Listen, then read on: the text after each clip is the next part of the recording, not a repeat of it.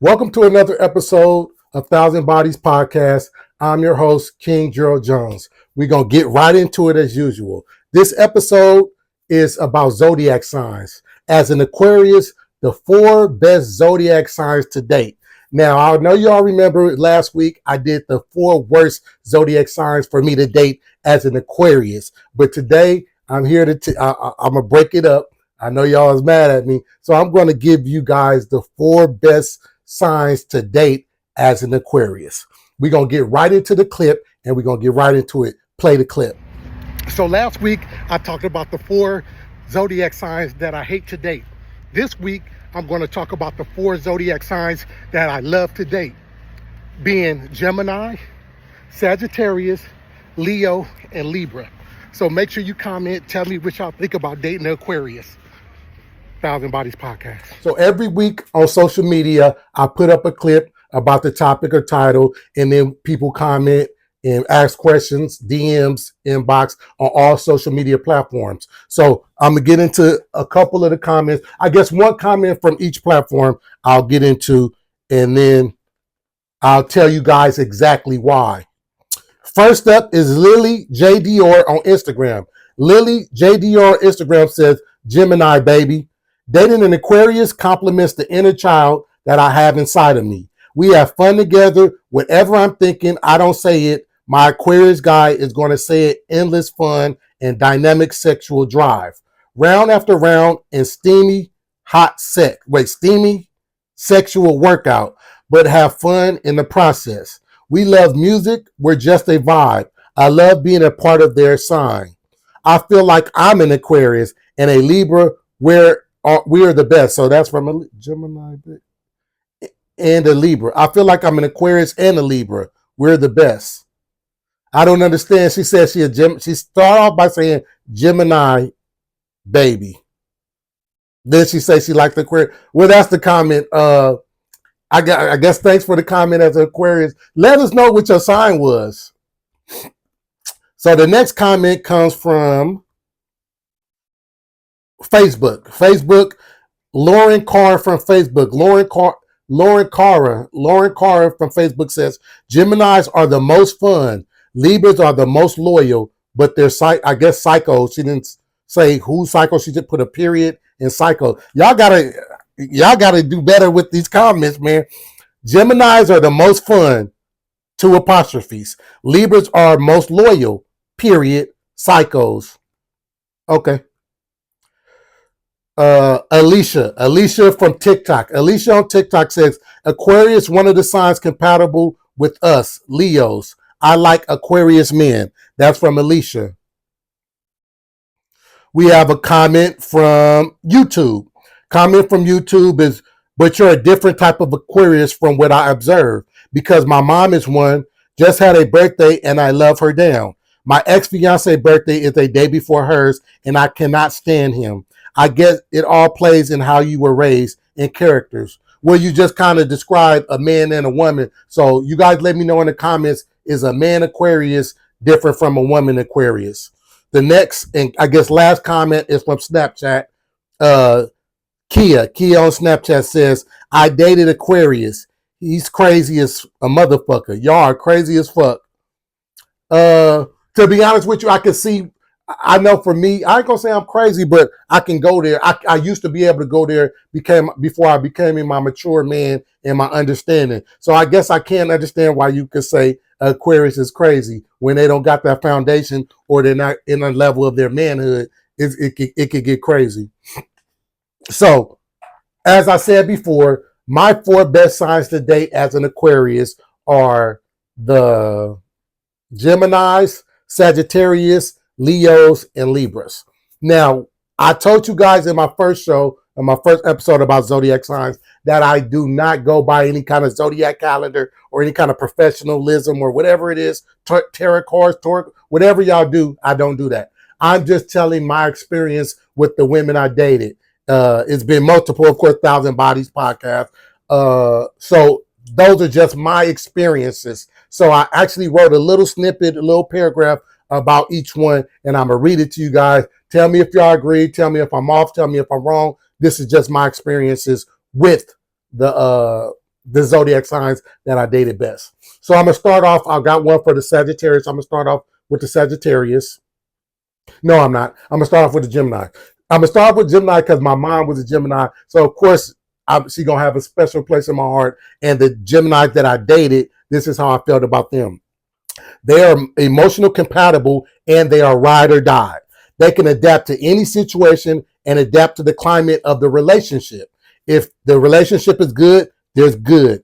If the relationship is bad, it can cause them to, wonder, not wander, but wonder what's going on. But they will remain loyal. They'll remain loyal until you guys show, not even if you, they'll remain loyal until you show them with your actions, like, I really don't want you to be here. But if the relationship is bad, they'll stay and they'll be loyal until you let them know that you don't want to be, not that you tell them verbally, but you show them that you don't want them to be there, then they out of there.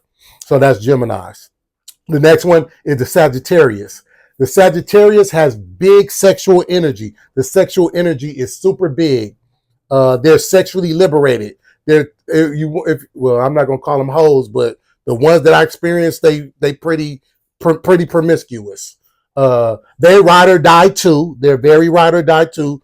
But they're not sexually loyal. So to me, what I've experienced and what that means is they could be loyal to you as a friend, as somebody who got your back, but they could kind of be sexing somebody else. And what I mean, and I'll give you an example. I had a Sagittarius and we were good. We were cool. And I was sexing her and we kind of had an understanding that this is, we wasn't in a relationship, but you can do what you want to do and I'm doing what I want to do. So regardless of her sexing other men or dealing with other guys or whatever, she always had my back, whether I needed anything at the time, way back in my younger years, when I needed anything financial, needed anything for her to do, anything for me physically or mentally, she was just there for me and she had my back, although she might have been sexing somebody else. Because when they locked on you, their body don't necessarily have to be with you, but their mind is with you. So that's what I had about the Sagittarius. That was an example.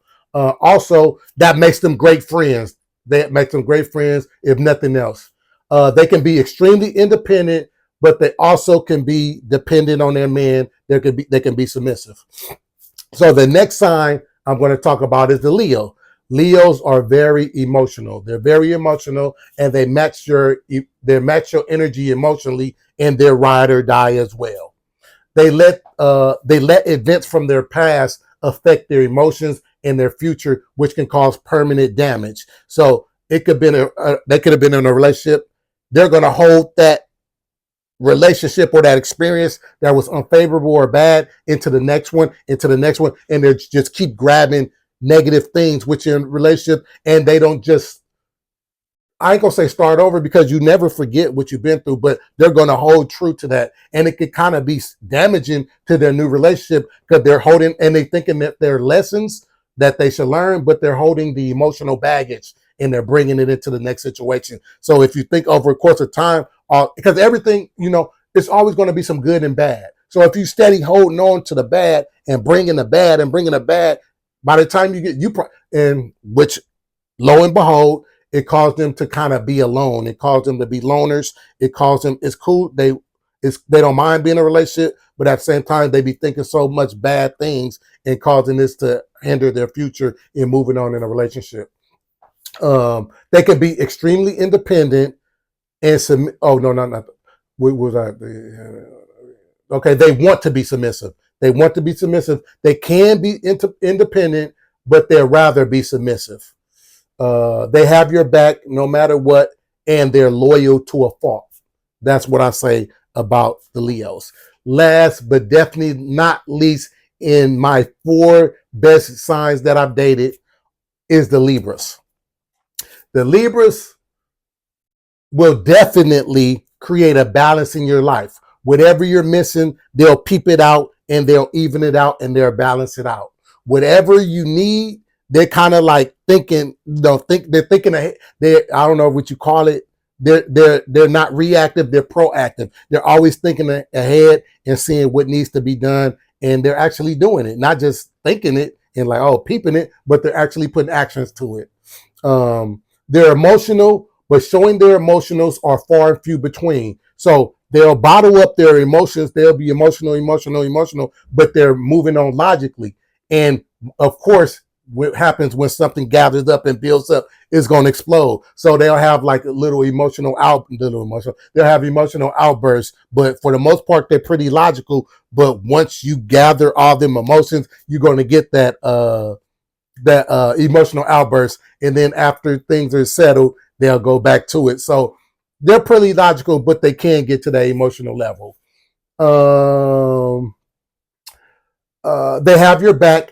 They have your back as long as you're not affecting or damaging their life. Like, and I could tell you, even with the Leos, or not the every sign I guess I named the Leos, the Sagittarius, and the Geminis, they'll have your back to a fault. To it allow them to kind of like take some losses, but not with the Libras. Libras gonna have your back until you affected my life. Oh no, something gotta change, something gotta give. They're not like those other three signs I named. They are submissive only if you show them why they should submit. They're not just, even with, like I said, with the not the Leo, but the Leo, Sagittarius, Leo, and the Gemini. They'll submit to you just because you're their man or just because you're in their life, but not the Libras. You got to show them like, hey, you should submit to me. Not even tell them like, but show them. They have to see it. Not mouth wise, but with actions. Like, you got to show me why I should be submitting to you. They're independent, but can be submissive. But either way, they're good. So those are my 4 signs of my 4 favorite signs, or 4 best signs that I dated as being an Aquarius: Gemini, Sagittarius, Leos, and Libras. We're going to get right into the next segment, the BodyBowl. You guys know what the BodyBowl is if it's your first time watching a podcast. So what the BodyBowl is a bowl or ticket of names that I pull a ticket and I tell a story. The names have been withheld to protect the guilty. So I tell a story, whether it's good, bad, long, short. I just tell a brief story on the random ticket that I pick off the BodyBowl. So we're going to get right into it. Oh, let's shake it up. BodyBowl. The streets need a body. Boom. We got a green ticket. We got green ticket number 528. Green ticket 528. Green ticket 528.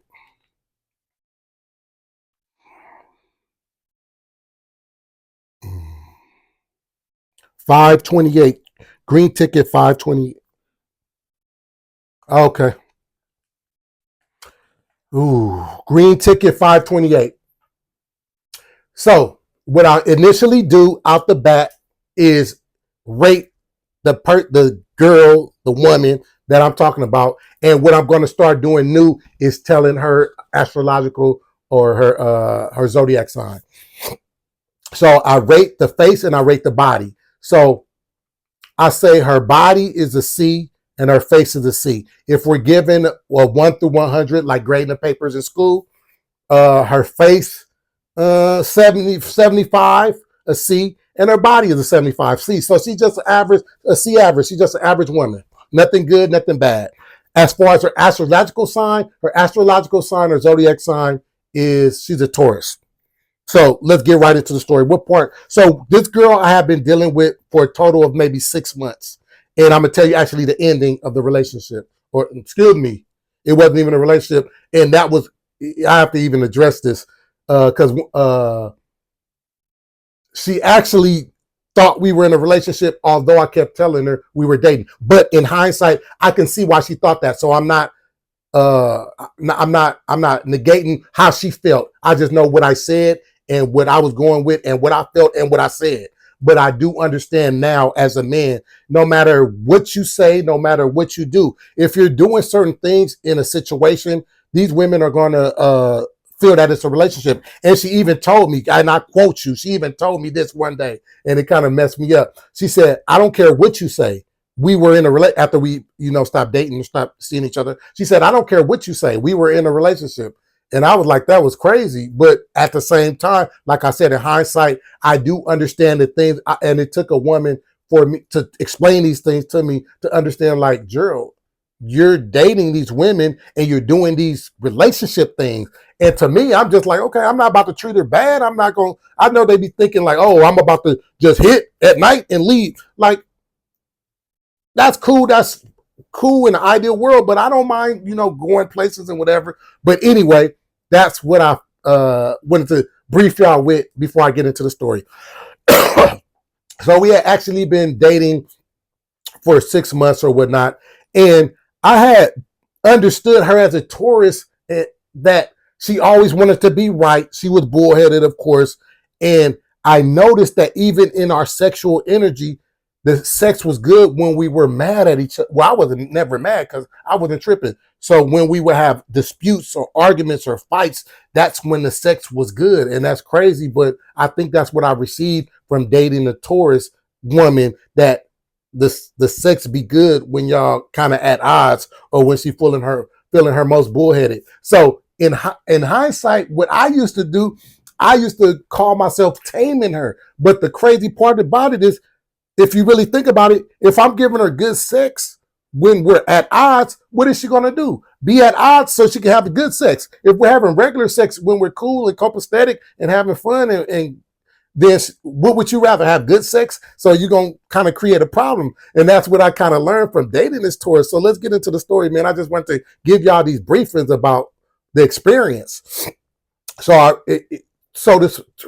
with that being said, I remember one time we were at odds. We were actually at odds because I had told her something. And it was some other things, but I just remember distinctively. I had told her something about my niece. And she actually threw it up in my face. And I noticed she used to do that all the time. But the specific time I'm thinking about, that was the situation. But other than that, she used to always, and it kind of made it hard for me to trust her, even as a friend, to be like, hey, I'm confiding in you or telling you some information for you to fast forward later on, throw it in my face. So I remember this particular day where I asked whatever, because she had threw something that I told her about my niece in my face or whatever. So we hadn't talked for 2 days or whatever. So one day I'm getting off of work or whatever, and I decide to go over there or whatever to, get some yam yams, get some poo poo. I go over there, knock on the door, and she's actually working remotely from home. She's at her desk and she's on the computer and she has her little headphone on. So I walk in and I'm like I said, what I'm thinking at the time, like, I'm about to discipline her with this sex. But look, so I walk in, she walk in and she gets back on the computer and she's talking on the headphone. So I sit down on the couch because I want some. And I pull my pants down and I pull my drawers down. So she looked back and she was like, what are you doing? I was like, I'm about to show you what I'm doing. So I'm sitting in the chair, work clothes on, jeans down, drawers down, thing out. So my situation is starting to rise. And she keeps looking back like, what you going? I said, I'm about to show. I said, you got 1 minute to get off that call. You got 1 minute to tell your boss whatever it is you need to tell him to get some time off. And she's like, well, I'm at work. I'm not about to get off. So I said, I don't care. Whatever you talking about, whatever. You got 1 minute to whatever. So she's looking and she kind of smirked like, I don't know what you doing. And she don't do what it is that she needs to do to tell her boss or whatever it is she needs to do to get off this call or get some time or break. I don't know what I want her to do. This is what I'm thinking. Like, I'm about to aggressively do what I need to do sexually to her. So she take the little minute and don't tell her boss that she need to whatever. So like I said, I got my pants down, my whole work clothes on, and I get up and I walk over to her where she at. So I grab her by her braids, got my thing, and I slap her in the face with the thing. So of course, like I said, like I kind of learned from her, she liked the aggressiveness of the sex. So I slap her in the face with the thing, boom. I slap her in the mouth with the thing, boom, boom. So she like, and I'm grabbing her braids. So she still ain't said nothing, whatever. I take off her little, whatever, her little headpiece that she's talking through the microphone. And I feed her the situation. I feed her the glizzy. So boom, we doing our thing. She doing her thing. I'm doing my thing. Boom, boom, boom. So I'm aggressively trying to stroke her throat because what I say, she liked the aggression and the sex is good for her when it's aggressive. So I'm doing my thing, got the braids, bob, boom, boom, boom, boom, boom. Her situation, boom. So I get her up, stop feeding her the situation, and I bend her over the couch.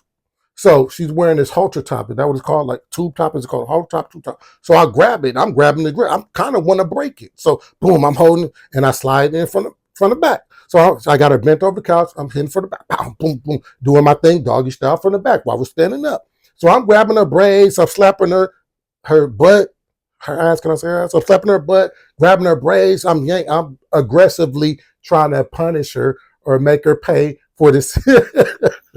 It sounds crazy now, but that's just the aggression sex we were on at the time.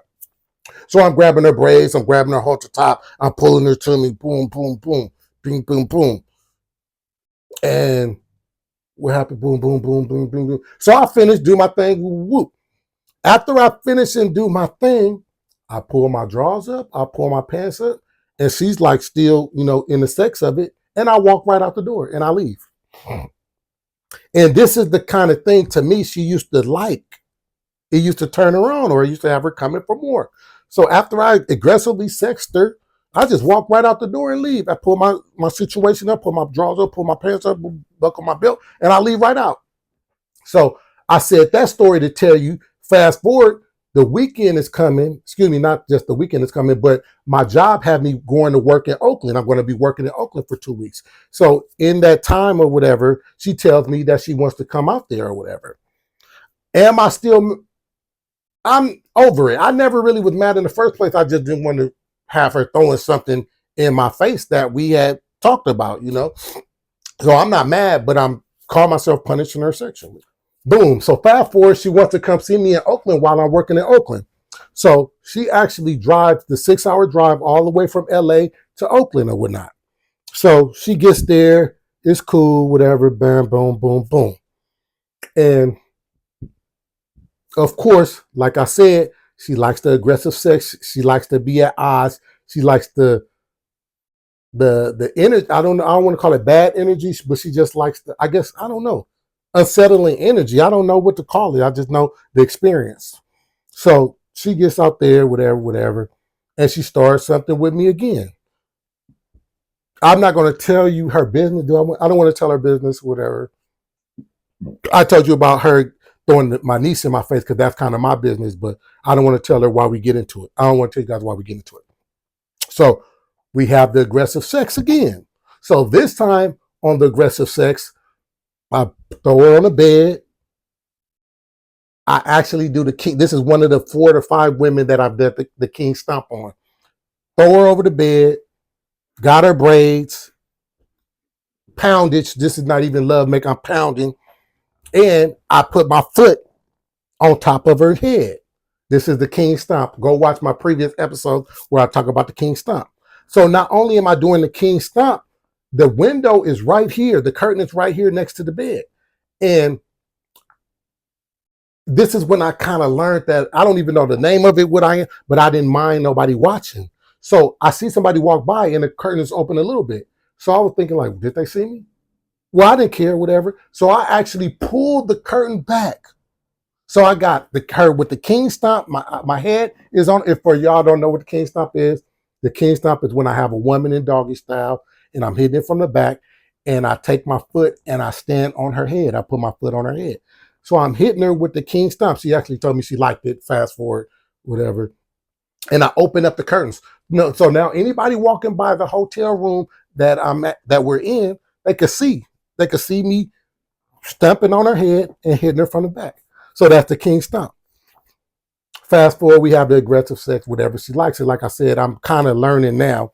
Hindsight is 2020, but I did not understand that in a moment. I just call myself having rough sex with her, but she liked it when we used to get into it. Crazy. So fast forward, boom. We decide to go. We decide to go get something to eat or whatever. We're going to get something to eat. She's driving. Lo and behold, we get into it again. And the thing is, we be getting into it because she be wanting to be so right and so bullheaded and so And I'd be so anyway. So we're driving. Boom, boom. I don't want to tell the business, her business. So we end up getting into it again. I said, hey, just pull over and let me out. Just pull over, just pull over. She was like, you ain't going nowhere. You about to, how you not gonna pull over and let me out? Because I'm not about to argue with you. I'm not about to fight with you. I'm not about to go back and forth with you. Like at this time now, it's getting irritating. Yeah, the sex was cool and it was good and whatever. And it was refreshing and it was new and it was something different and the energy was different and new or whatever with this aggressive sex. But I'm still irritated on what you saying and doing to get to the sex or whatever.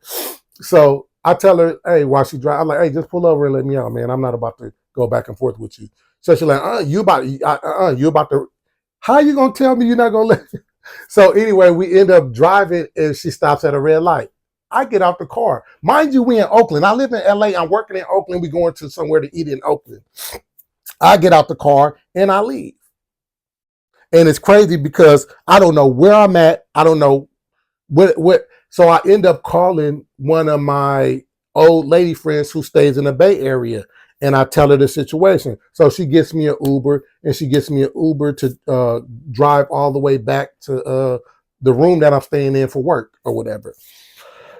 So as I'm driving back, I'm thinking like, hey, this is it. I'm about to send her home. Like, I'm not about to keep going through this. Like, it's not cool. Like, I'm not about to keep arguing, fighting with you just to have good sex. Like, I'm cool on that, man.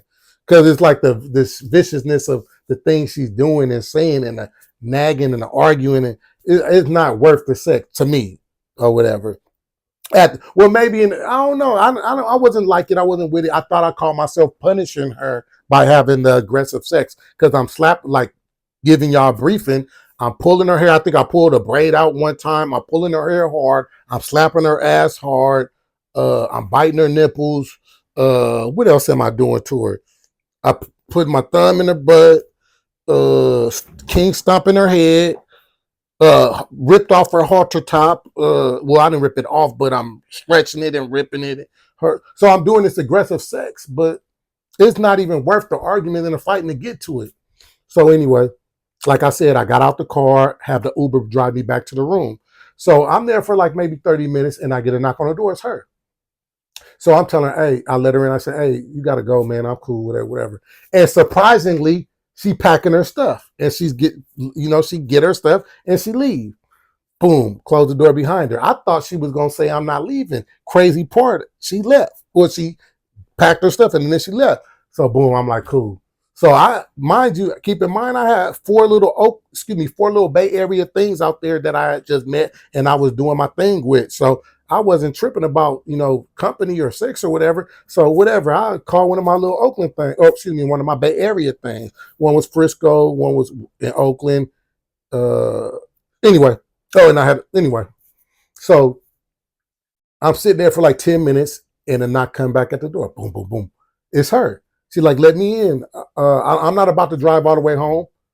She don't want to drive all the way to LA. And that's crazy because I wonder why she didn't think about that before. I thought that's what was going to be the situation. So I'm so not about to let her. She's like, I'm about to stay the night and I'll go in the morning or whatever. I'm like, no. So she's talking through the door, mad, whatever. Long story short, she stays for like an hour trying to convince me to let her back in this room. So I don't let her back in the room. She finally leaves, drive back to LA or whatever. So that was the end of our situation. That was the end of us dating or dealing with each other. And the sex was good. From the aggression and whatever, the sex was cool or whatever, but it just wasn't worth the energy and the negative energy. So we stopped talking and we were done. So that's the end of that story. Thousand Body Podcast. Thanks for tuning in. Make sure you go follow, like, subscribe on YouTube. Make sure you follow on all platforms. King Gerald Jones or Thousand Body Podcast. That's on TikTok, Snapchat, Instagram, Facebook, any social media platform. Thousand Bodies Podcast. That's it for today. That's it for this episode. Make sure you remember to be fruitful and don't forget to multiply. Thank you.